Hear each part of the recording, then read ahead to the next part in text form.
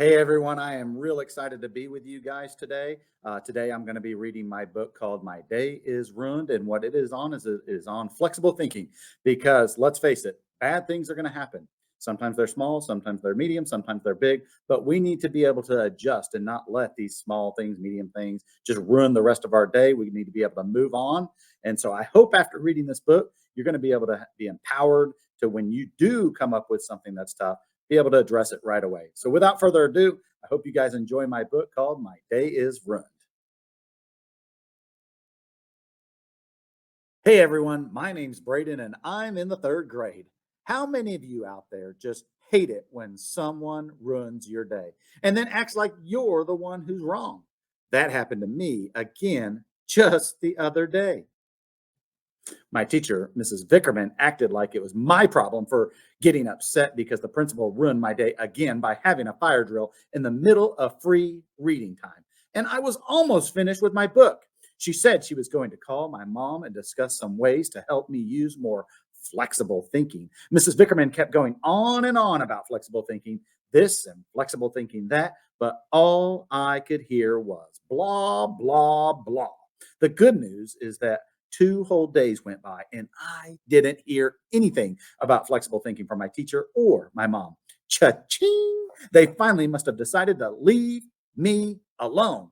Now I could focus on the championship baseball game I was playing in tomorrow.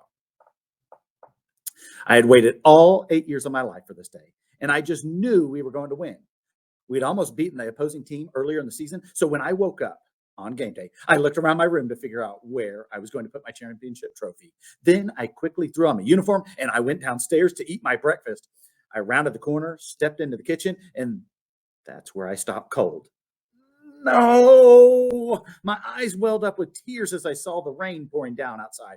Why do things like this always happen to me? My day is, you guessed it, run. I flopped down on the couch and covered myself with a blanket. I know this really stinks, Mom said. You were so excited, but sometimes we have to roll with the punches. Truthfully, the rain is something we can't control. But what we can control is what we're going to do now that it's raining. Mom, you just don't understand, I mumbled. You weren't the one who was going to win a humongous trophy and become famous. I was going to be on announcements at school on Monday. I know, you're right, Mom replied. I don't know exactly how you feel, but it still stinks for me too. I was really excited to watch you play ball. Mrs. Vickerman had been talking to you about flexible thinking. Well, now it's a great time to practice that. So we came up with some ways to help you. Oh, great. Here we go again, I thought. Don't you guys know that you can't really stretch your brain? I said. It doesn't exactly mean that, Mom answered. It basically means you need to get creative with your thinking. When one thing doesn't work, don't give up. You need to try something else instead, like this. Mom ran outside and started dancing in the rain. In case you guys don't already know this, my mom's a little weird. She ran back inside shouting, I've got it. The rain isn't going to stop us. We're still going to have a baseball game today. A few minutes later, she had laid out a slip and slide and some bases in the backyard. Before long, a bunch of my friends showed up and we had our first rainy day slip and slide baseball game. Now, don't tell my mom, but I think I actually had more fun playing this than playing our real game. That night, as mom put me to bed, she whispered, Hey, did you see how I used flexible thinking today? Yeah, I wish I could think like that. You can, sweetie. You just need to follow these 4 steps. Number one, take a deep breath. Number two, realize some things are out of your control. Number three, change your plan. And number four, accept the change. Okay, I said, I guess I didn't do any of these things today, but next time I will.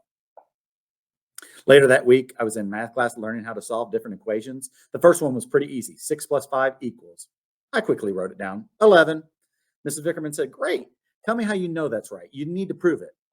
Oh, asked my mom. I'm not sure how else to prove it, I said. Mrs. Vickerman told me I could draw an example, use my hundreds chart or a number line.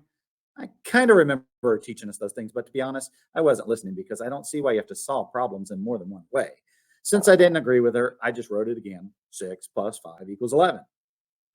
Braden, all you did was make it bigger, she said. that's not really showing me a different way. You have to use flexible thinking. Your mom told me she shared our plan with you. Let's try it here. How about this? Number one, take a deep breath. Did you remember to do that? No. Well, give it a try now.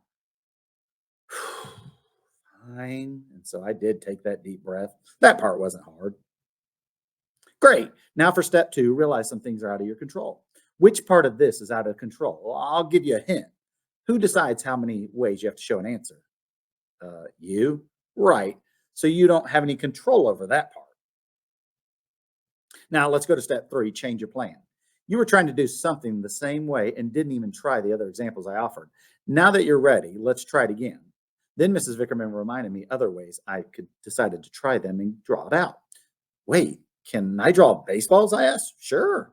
I quickly drew a picture with 6 baseballs and drew 5 more. Below it, I wrote the number 11. Uh, I handed the paper to Mrs. Vickerman. She smiled and said, looks like you already did step four, except the change. I was so excited. I asked if she needed me to show her another way. I don't think so. You already showed me you know how to solve it in more than one way. More importantly, you already showed me you know how to use flexible thinking. The next day at lunch, I was looking forward to eating at our cafeteria's famous jumbo corn dogs. Mm. Now, I hate being last in line, but the wait was going to be worth it. As I waited, I could smell the Huh? What? That smells like tomato soup. Sick. I hate that. I put my tray down and started to march right over to the cafeteria worker to tell her how my day was. You know it. Run. Yuck. That's when it clicked. I remembered the plan Mom and Mrs. Vickerman showed me. I took a deep breath, and that's when I overheard the cafeteria worker telling another student that the corn dogs were left out and went bad. So they had to think of something else to serve for lunch. Hmm, that sounds like flexible thinking. And if they can do it, so can I. I looked around. I saw there was celery with peanut butter. There were also crackers for soup. There had to be a way I could make this work. Oh, duh. I could just make a peanut butter crackers for lunch and wash them down with some yummy chocolate milk. As I sat down to eat, my teacher came over and gave me a high five. Ah, looks like someone's using flexible thinking. I smiled. It wasn't my favorite lunch, but I sure felt great leaving the lunchroom. On Friday, we were going to have a fun assembly where everyone wore their spirit school shirts. That morning, my brother Blake came down and saw me in my spirit shirt. Oh, yeah, I forgot, he said. Blake sprinted back to his room. Zoom. That's when things went downhill. He looked everywhere and couldn't find a shirt. Mom, where's my shirt? Blake asked. Oh, it's dirty, Mom said. He didn't even care. He went through the dirty clothes, found it, and threw it on. Nasty, I said. Mom came out and told him he could not wear the dirty shirt to school. So Blake turned it inside out, figuring Mom wouldn't realize it was the same shirt. Nice try, bud, Mom said, but it needs to be come off. Let's try some flexible thinking. No fair, Blake said. My day's ruined. I guess no one had ever really shown him how to use flexible thinking. I walked over to Blake. Don't worry, bud. I can help you out. First, I need you to take a deep breath. And he did. Great. Sometimes some things are out of control. I know you really want to wear your shirt, but that's not an option. Mom's not going to let you. You need to change your plan. Let me help you. What are the school colors? Black and red, Blake said. Right. Why don't you just find a shirt that has the school colors on it? Okay, he said. He went to his room and found a superhero shirt he wanted to wear. Blake, I'm not sure your light was on, but that shirt's not black and red, I said.